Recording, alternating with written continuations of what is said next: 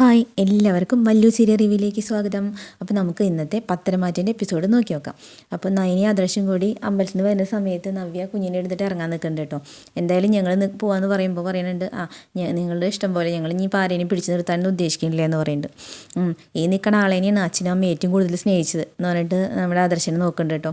എന്നിട്ട് പറയുന്നുണ്ട്, അവരിത് എങ്ങനെ സഹിക്കും, ഇത്രയും നല്ല വരുമാനം കിട്ടിയത് ഭാഗ്യം എന്നാണ് വിചാരിച്ചിട്ട് അവരിയ്ക്കണേ എന്നൊക്കെ പറയാം. അപ്പോൾ ഇനിയിപ്പോൾ അവിടെ ചെന്നിട്ട് കൂടുതൽ അച്ഛനമ്മേനെ വിഷമിപ്പിക്കാൻ നിൽക്കണ്ട എന്ന് പറയുന്നുണ്ട്. ഞാൻ ആരും വിഷമിക്കുന്നൊന്നുമില്ല, എല്ലാവരും കൂടി എന്തായാലും അടിച്ചു പൊളിക്കും, നീ എല്ലാത്തിനും കൂട്ടു നിൽക്ക്, ഇവർക്കൊക്കെ ഈ കുഞ്ഞുമായിട്ട് ബന്ധമുണ്ട്, പക്ഷെ നീ നോക്കിക്കോ, നിനക്ക് ഈ കുഞ്ഞുമായിട്ട് യാതൊരു ബന്ധവുമില്ല എന്ന് പറയുന്നുണ്ട് കേട്ടോ.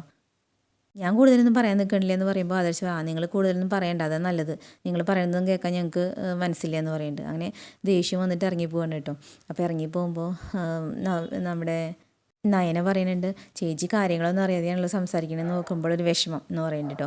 അപ്പോൾ ആദർശ് പറയും, എന്നാൽ കൂടെ നിൽക്കണവന് കാര്യങ്ങളൊക്കെ അറിയാം, എന്നിട്ട് അവൻ മിണ്ടുണ്ടോ ചോദിക്കുന്നുണ്ട്. അപ്പോൾ പറയും, അവൻ വിശുദ്ധനാവാൻ നോക്കല്ലേ. അപ്പോൾ ചന്തുമോൾ ഇങ്ങനെ വിഷമിച്ച് നിൽക്കുന്ന കാണുമ്പോൾ നയന ആശ്വസിപ്പിക്കുന്നുണ്ട് കേട്ടോ. മോൾ ഇതൊന്നും കാര്യമാക്കണ്ട കേട്ടോ എന്ന് പറയുമ്പോൾ കുഞ്ഞിങ്ങനെ തലയിട്ട് ആട്ടുന്നുണ്ട്. ഈ സമയം കാറിൽ പോവാണല്ലോ നമ്മുടെ നവ്യയും അബിയും. ഇതിനിടയ്ക്ക് നവ്യ പറയുന്നുണ്ട്, അബി എനിക്ക് ഒരു സ്ഥലം വരെ പോകണം, വീട്ടിൽ പോകണേറ്റ് മുന്നേ എന്ന് പറഞ്ഞിട്ടാ. എവിടേക്ക് എന്ന് ചോദിക്കും. അയാളുടെ കാമുകിയുടെ അടുത്തേക്ക് ചോദിക്കും. ആരുടെ എന്ന് ചോദിക്കും. നിൻ്റെ ഏട്ടൻ്റെ കാമുകിയുടെ, ചന്തുമോളുടെ അമ്മയുടെ അടുത്തേക്ക് പോകണം എന്നാ ഞാൻ പറഞ്ഞേ. അപ്പോൾ അബി ഞെട്ടുണ്ട് കേട്ടോ. എന്നിട്ട് പറയുന്നുണ്ട്, നമ്മുടെ നവ്യ പറയുന്നുണ്ട്, അത് അവൾ തളർന്ന് കിടക്കുന്ന കുട്ടിയാന്നൊക്കെ എനിക്കറിയാം, പോയിട്ട് അവൾ വിഷമിക്കാണെന്നല്ല, എന്നാലും എനിക്കൊന്ന് അവളെ ഒന്ന് കാണണം, അവളെ നിൻ്റെ ഏട്ടനെ വീഴ്ത്തണമെങ്കിൽ അത്യാവശ്യം ചന്തൊക്കെ അവൾക്ക് ഉണ്ടാവുമല്ലോ. അപ്പോൾ അബി ചോദിക്കുന്നുണ്ട്, ഒന്നുകൂടി ആലോചിച്ചിട്ട് പോരെ, അങ്ങോട്ട് പോകണമെന്ന് ചോദിക്കുന്നുണ്ട്.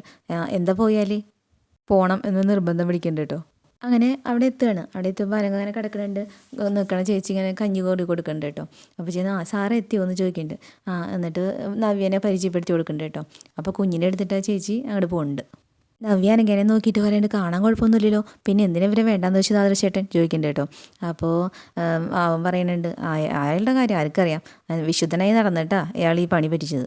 എന്നിട്ട് നവ്യാനകയോട് പറയേണ്ടത്, അതേ ആദർശൻ്റെ കല്യാണത്തിൻ്റെ മുൻപേ കൂട്ടി ചന്തുമോളായിട്ട് അവിടേക്ക് വന്നിരുന്നെങ്കിൽ എൻ്റെ അനിയത്തിക്ക് ചതി പറ്റില്ലായിരുന്നു, ഇപ്പോൾ നിങ്ങളുടെ കുഞ്ഞിൻ്റെ അമ്മയാവേണ്ട അവസ്ഥയിലാണ് അവൾ എന്ന് പറയണ്ട കേട്ടോ. അപ്പോൾ അബിക്ക് നിന്ന് ചൂളുണ്ട്.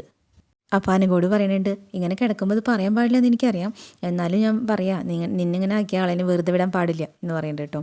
അപ്പോൾ അബിക്കനെ നോക്കിയിട്ട് പറയുന്നുണ്ട്, അത് ഞാൻ ഇവിടെ വരുമ്പോഴൊക്കെ പറയണതാ, ഇനിയിപ്പോൾ അതിൻ്റെ കൂടെ നീയും പറയണ്ട. എന്നിട്ട് അനഘയുടെ അടുത്തിരുന്നിട്ട് നവ്യ പറയുന്നുണ്ട്, അല്ല നയനെ പോലെ ഒരു ഭാര്യ ആയതുകൊണ്ടല്ലേ ഇപ്പോൾ ഇങ്ങനെ അവൾ സംസാരമൊന്നും ഉണ്ടാക്കാത്തത്, വേറെ അല്ലെങ്കിൽ ആയിരുന്നെങ്കിൽ ഇപ്പോൾ എന്തായിരുന്നു സ്ഥിതി, പോലീസ് കേസാണ് വേണ്ടി വന്നേനെ, ചിലപ്പോൾ ആദർശേട്ടന് ജയിലിലും പോകേണ്ടി വന്നേനെ, ലോകം മൊത്തറിഞ്ഞേനെ. അപ്പോൾ അഭി പറയുന്നുണ്ട്, അതുകൊണ്ടല്ലേ കാർന്നേരം എത്രയും പെട്ടെന്ന് എല്ലാം ഒതുക്കി തീർത്ത് എന്ന് പറയുന്നുണ്ട് കേട്ടോ. അപ്പോൾ നവ്യ പറയുന്നുണ്ട് അനഘയുടെ അടുത്ത്, ഇന്ന് ചന്തുമോളുടെ ബർത്ത്ഡേയാണ്, ഞങ്ങൾ കൂടാൻ നിൽക്കണില്ല, എൻ്റെ കുഞ്ഞിനേക്കാളും പ്രാധാന്യം അവിടെ അനഘയുടെ കുഞ്ഞിനെ കിട്ടുന്നുണ്ട് എന്ന് പറയുന്നുണ്ട് കേട്ടോ. അതിനും പോണേറ്റും മുന്നേ അനഘേനെ ഒന്ന് കാണണം തോന്നി, എന്തായാലും പറഞ്ഞു കേട്ടില്ലേ ഉള്ളൂ എന്ന് പറയുന്നുണ്ട്. എന്നിട്ട് അബിയോട് ചോദിക്കുന്നുണ്ട് നമ്മുടെ നവ്യ, അല്ല എനിക്കിപ്പോൾ ഒരു സംശയം, അനഘയുടെ ഈ അവസ്ഥയുടെ പിന്നിൽ അബിയുടെ ഏട്ടനായിരിക്കുമോ എന്ന് ചോദിക്കുന്നുണ്ട് കേട്ടോ. അപ്പോൾ അബിയും എല്ലാം അങ്ങനെ നോക്കുന്നുണ്ട് നമ്മുടെ അനഘേനെ. അപ്പോൾ എന്നിട്ട് പറയുന്നുണ്ട്, അല്ല വേറെ ഒന്നുമല്ല, സ്വന്തം തെറ്റ് മറയ്ക്കാൻ വേണ്ടിയിട്ട് ഇങ്ങനെ ചെയ്യണ ചിലപ്പോൾ തളർത്തിയതായിരിക്കും. അപ്പോൾ അബി പറയുന്നുണ്ട്, ഞാനതിനെക്കുറിച്ചൊന്നും ചിന്തിച്ചില്ല, ആ വഴിക്കൊന്നും ചിന്തിച്ചിട്ടില്ല എന്ന് പറയുന്നുണ്ട് കേട്ടോ. അപ്പോൾ നമ്മുടെ നവ്യ പറയുന്നുണ്ട്, ഈ ലോകത്തെ ആൾക്കാർ തെറ്റുകൾ ചെയ്യുമ്പോഴാണ് ക്രൂരമായ വഴിക്ക് പോണത്, ആ സമയത്ത് സ്വന്തം തെറ്റ് ന്യായീകരിക്കാൻ വേണ്ടിയിട്ട് ആൾക്കാർ എന്തും ചെയ്യും എന്നൊക്കെ പറയുന്നുണ്ട് കേട്ടോ.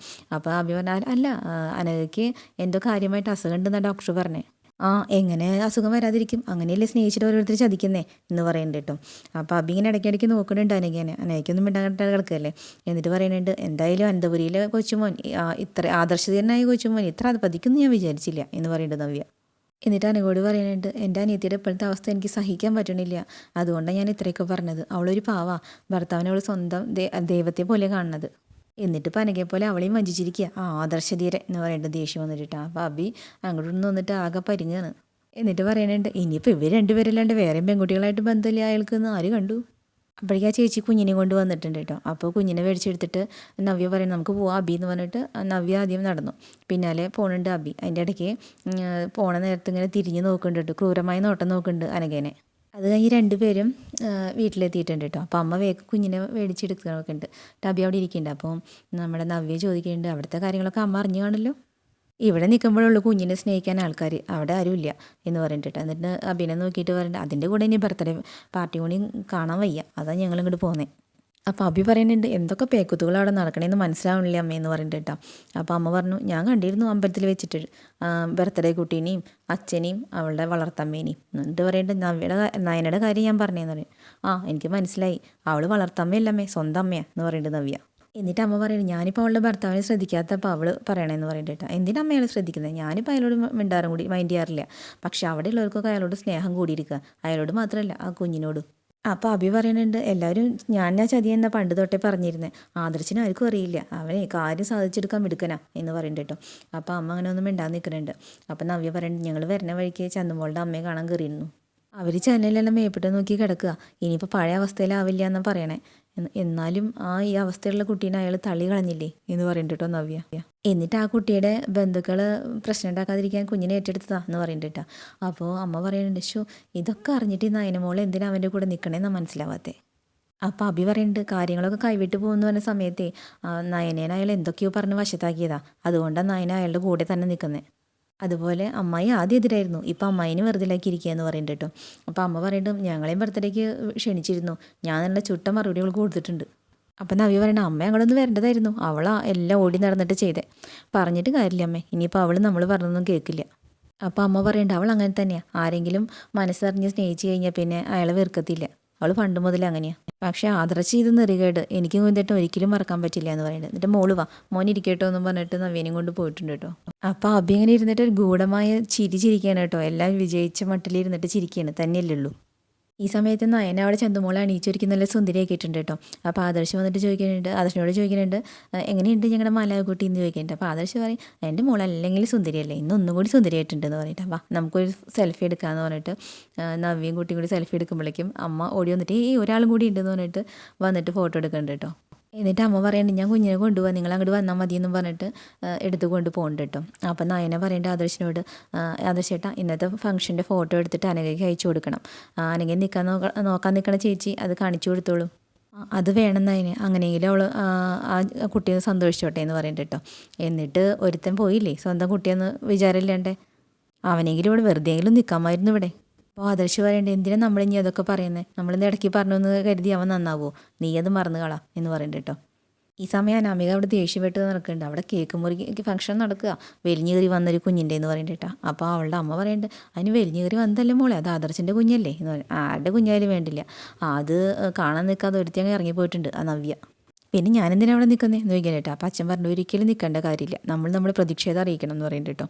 ഞാൻ ഇന്നലെ രണ്ടുപേർക്കും അവിടുത്തെ ഫോട്ടോസൊക്കെ അയച്ചു തന്നിട്ടുണ്ടായിരുന്നല്ലോ, ബലൂണൊക്കെ കെട്ടിയിട്ട് വീട് മൊത്തം അലങ്കരിച്ചത് അവളാ നയന എന്ന് പറയുന്നുണ്ട് കേട്ടോ.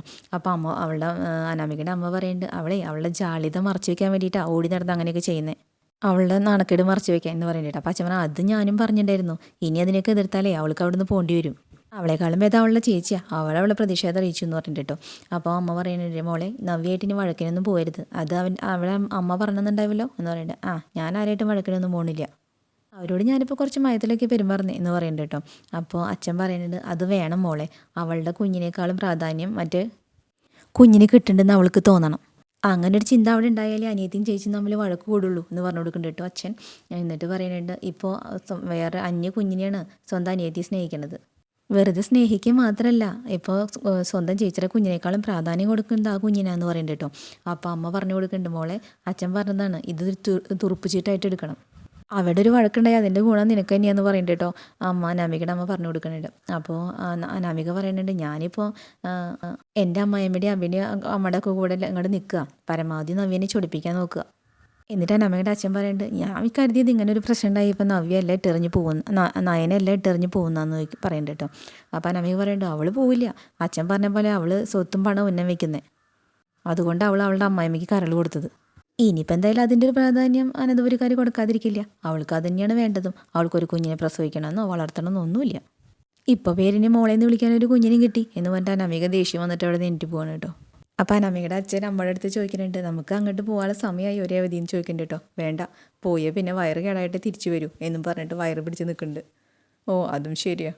ഈ സമയം അനന്തപുരിയിൽ കേക്ക് നോക്കിയിരിക്കുകയാണ് കേട്ടോ നമ്മുടെ അബിയുടെ അമ്മയും അനാമികയുടെ അമ്മയമ്മയും കൂടിയിട്ട്. അപ്പോൾ ഇത് കണ്ടിട്ട് അവർക്ക് ദേഷ്യം വന്നിട്ട് പോയി. അപ്പോൾ അച്ഛന്മാർ ഇറങ്ങി വരുന്നുണ്ട്. അപ്പോൾ ചോദിക്കുന്നത് ഇനി എന്തൊക്കെ കോപ്രായങ്ങൾ കാണണം ചേട്ടാന്ന് ചോദിക്കുന്നുണ്ട് കേട്ടോ. അപ്പോൾ കോപ്രായങ്ങളോ, അതിനിവിടെ ആരെന്താ കോപ്രായം കാണിച്ചേ, പിന്നെ ഇതൊക്കെ എന്താ എവിടെന്നെങ്കിലും വന്നൊരു പെൺകുട്ടി വേണ്ടിയിട്ട് പടവണ്ടാരം പോലത്തെ ഒരു കേക്ക് അവിടെ മേടിച്ച് വെച്ചിരിക്കുന്നത്. അത് മുറിക്കുന്ന കാണാൻ എൻ്റെ മോനും മരിയോളും കൂടി ഇല്ലല്ലോ. അവരവരുടെ കുഞ്ഞിനെയും കൊണ്ട് അങ്ങ് പോയി എന്ന് പറയുന്നുണ്ട് കേട്ടോ. അപ്പം അനാമികയുടെ അമ്മ പറയുന്നുണ്ട്, ഒന്നുമില്ലെങ്കിലും നവ്യയുടെ കുഞ്ഞല്ലേ എല്ലാ അർത്ഥത്തിലും ഇവിടുത്തെ പേരക്കുട്ടി. അപ്പോൾ ചന്തുമോൾ എന്താ ഇവിടുത്തെ പേരക്കുട്ടിയല്ലേ എന്ന് ചോദിക്കുന്നുണ്ട് കേട്ടോ. അപ്പോൾ അവർ പറയുന്നുണ്ട്, ഓ നേരായ മാർഗ്ഗത്തിലുണ്ടായതൊന്നല്ലല്ലോ എന്ന് പറയുന്നുണ്ട്. അപ്പോൾ ചേട്ടൻ പറയുന്നുണ്ട്, ദേ നിങ്ങൾ രണ്ടുപേരോടും കൂടി ഒരു കാര്യം പറയാം, രണ്ടുപേരുടെ വർത്തമാനത്തിന് അധികം കൈയും കാലും വെച്ചാൽ നിങ്ങൾ എന്നെ ഇവിടെ കിടന്ന് കരയേണ്ടി വരും. അപ്പം അനാമികയുടെ അമ്മയും പറയുന്നുണ്ട്, എൻ്റെ മരുമോളും പോയല്ലോ എന്ന് പറയുന്നുണ്ട്. അപ്പം അച്ഛൻ പറഞ്ഞു, അത് പുതുമയൊന്നുമല്ല, അവൾ എത്ര തവണ ഇവിടുന്ന് പോയിരിക്കുന്നു എന്ന് പറയുന്നുണ്ട്. അപ്പം ഭർത്താവ് അനാമികയുടെ ഭർത്താവ് വേണ്ട, അവൾ പോണെങ്കിൽ പോട്ടെ, അവളെപ്പോഴൊന്നും ആരും വിളിക്കാനൊന്നും പോണില്ല. അപ്പം അനാമികയുടെ അമ്മയും ദേഷ്യപ്പെട്ടു കേട്ടോ. ഓ അത് കേൾക്കേണ്ട താമസം, അവൻ പറയണ കേട്ടില്ലേ, എടാ നീ പോയി വിളിച്ചില്ലെങ്കിൽ ഞാൻ പോയി വിളിക്കും എൻ്റെ മരുമോളിനെ, എനിക്ക് അവളെ വേണം. ഒരു അർഹതയില്ലാണ്ട് ഇവിടെ വന്ന് കയറിയ നയനേനെ എടുത്തേക്ക് അടക്കി പിടിക്കാമെങ്കിലേ എനിക്ക് എൻ്റെ മരുമോളെയും ചേർത്ത് പിടിക്കാം. ഒന്നുമില്ലെങ്കിലും മാന്യതയായിട്ടല്ലേ എൻ്റെ മോളിവിടെ കയറി വന്നത്. അപ്പം അനാമികയുടെ ഭർത്താവ് പറയണം, വന്ന മാന്യതയെക്കുറിച്ചൊന്നും ഇവിടെ ആരും പറയണ്ട. അന്ന് അമ്മായിച്ചൻ കുറേ തള്ളി ആ കാര്യങ്ങളൊക്കെ ഉള്ളതാണോ ഇല്ലാത്തതാണോ എന്ന് സംശയിക്കേണ്ട മട്ടിലാണ് ഇപ്പോഴത്തെ കാര്യങ്ങളുടെ പോക്ക്. നീ സംശയിച്ചോ, പക്ഷേ അവരൊക്കെ നല്ല ആളുകളാണ് എന്ന് പറയുന്നുണ്ട് കേട്ടോ. അപ്പോൾ നമ്മുടെ അബിയുടെ അമ്മ പറയുന്നുണ്ട്, പിന്നല്ലാതെ മൂത്ത 2 മരുമക്കളെക്കാളും എന്തുകൊണ്ടും ഭേദം അനാമിക. അപ്പോഴേക്കും മുത്തശ്ശനും മുത്തശ്ശിയും ആദർശിൻ്റെ അമ്മയും മോളും കൂടി വന്നിട്ടുണ്ട് കേട്ടോ. അപ്പോൾ മുത്തശ്ശൻ ചോദിക്കുന്നുണ്ട്, നോക്ക് എന്ത് വലിയൊരു കേക്കാ മോളുടെ അച്ഛനും അമ്മയും മോൾക്ക് വേണ്ടി മേടിച്ചു കൊടുത്തിരിക്കുന്നത്. അപ്പോൾ അബിയുടെ അമ്മ പറയുന്നുണ്ട്, അച്ഛൻ എന്ന് പറയാച്ചാ അമ്മ ഇവിടെ ഇല്ല, അതവിടെ തളർന്ന് കിടക്കുക എന്ന് പറയുന്നുണ്ട് കേട്ടോ. മുത്തശ്ശൻ പറയുന്നുണ്ട്, വേണ്ടത്ത് ഇന്നത്തെ ദിവസം ഇവിടെ വെച്ച് അങ്ങനെ സംസാരങ്ങളൊന്നും വേണ്ട. അപ്പം മുത്തശ്ശി പറയുന്നുണ്ട്, ഇന്നത്തെ ദിവസം എന്നല്ല ഒരു ദിവസം ഇങ്ങനെയുള്ള സംസാരങ്ങളൊന്നും വേണ്ട, ഇതൊന്നും പറയാൻ ഒരു അർഹതയില്ലാത്തവളാണ് ഇങ്ങനെ സംസാരിക്കുന്നത്. അബിയുടെ അമ്മ ദേഷ്യപ്പെട്ട് നിൽക്കുന്നുണ്ട് കേട്ടോ. ഇവളോട് ഞാൻ പലവട്ടം പറഞ്ഞിട്ടുള്ളതാ, ഇവള് മറ്റേ ചന്തുമോളെ കുറ്റം പറയുന്ന സമയത്ത് ഇവളെങ്ങനെ ഇങ്ങോട്ട് വന്നതെന്ന് ആലോചിക്കാൻ. നിൻ്റെ അന്നത്തെ അവസ്ഥ നീ ഒന്ന് ആലോചിച്ചാൽ മതി, അപ്പം നിനക്ക് ഇങ്ങനെയൊന്നും പറയാൻ തോന്നില്ല എന്ന് പറയുന്നുണ്ട് കേട്ടോ. അപ്പോൾ അവിടെ മകൻ നാണം കെട്ട് നിൽക്കണം. അപ്പോൾ ആദർശിൻ്റെ അമ്മ പറയുന്നുണ്ട്, എന്നാലും ഇവൾക്ക് തോന്നും, ഇവൾക്ക് ഇവളുടെ അവസ്ഥയെക്കുറിച്ചൊരു ബോധമില്ലാത്തവളാന്ന് പറയുന്നുണ്ട് കേട്ടോ. അപ്പോൾ ഇത് കേട്ടപ്പോൾ അവിടെ അമ്മ പറയുന്നുണ്ട്, ബോധമുള്ള ഒരാൾ പറഞ്ഞ മോനിപ്പോൾ കുടുംബത്തിന് നല്ല സൽപ്പേരാണല്ലോ കൊണ്ടുവന്നിരിക്കുന്നത്. അപ്പോൾ ആദർശിൻ്റെ അമ്മ പറയുന്നുണ്ട്, അതിനെക്കുറിച്ചൊന്നും നീ കൂടുതൽ ഇവിടെ സംസാരിക്കേണ്ട, എൻ്റെ മകൻ എന്താണെന്ന് എനിക്ക് നന്നായിട്ട് അറിയാം, അവനെ കുറ്റപ്പെടുത്താനും ശ്രമിക്കേണ്ട. കുറ്റം ജലജൻ ചീത്ത പറയട്ടെ, ജലജെ നിന്നോട് ഞാൻ പറഞ്ഞതാ കൂടുതൽ സംസാരമൊന്നും വേണ്ടാന്ന്, ഇനി മറ്റുള്ളവരെ ചൊടിപ്പിച്ചിട്ട് കൂടുതൽ നാണം കേടാൻ നിൽക്കണ്ട നീ. എന്നിട്ട് മുത്തശ്ശി ചോദിക്കുന്നില്ല മോളുടെ അച്ഛനും അമ്മയും എവിടെ ചോദിക്കുമ്പോഴേക്കും ആദർശൻ അതിനെ ഇറങ്ങി വരുന്നുണ്ട് കേട്ടോ. എന്നിട്ട് മുത്തശ്ശി പറയുന്നുണ്ട്, മോളുടെ അച്ഛനും അമ്മയും കൂടി കൈ പിടിച്ചിട്ട് വേണം കേക്ക് കട്ട് ചെയ്യിക്കാൻ എന്ന് പറയുന്നുണ്ട് കേട്ടോ. ആദർശിൻ്റെ അമ്മ.